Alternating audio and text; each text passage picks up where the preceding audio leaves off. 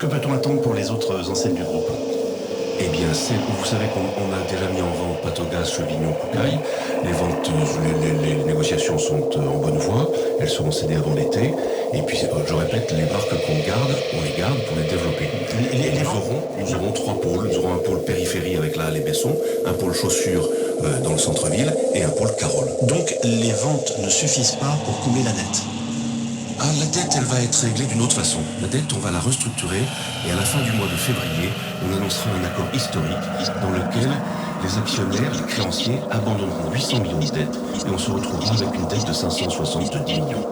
Alors en ce qui concerne là nos chaussures et là nos vêtements, c'est un peu différent puisque vous allez fermer des points de vente, fusionner certaines boutiques. C'est également un cas au siège et là on a évoqué aussi des postes supprimés. Précisément on parle de combien de boutiques qui ferment et donc avec elles combien de postes supprimés. Mais je vous l'ai dit, 142 magasins là aux chaussures seront fermés sur à peu près 800 et qui correspondront à 494 personnes. Je me permets de revenir sur la restructuration des dettes. Oui. Les créanciers ont abandonné 800 millions. S'asseoir sur 800 millions. Écraser 800 millions. Comment on peut parler de fonds de retour?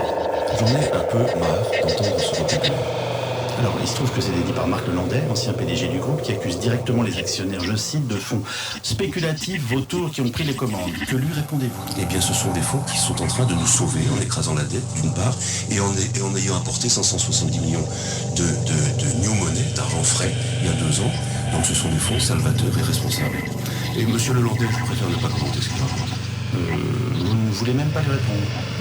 Écoutez, il est parti du groupe dans des conditions compromis après des erreurs stratégiques majeures, en empochant une très grosse somme. La décence voudrait qu'il ne lui morde pas la main, qu'il ne nourrit aucun gars.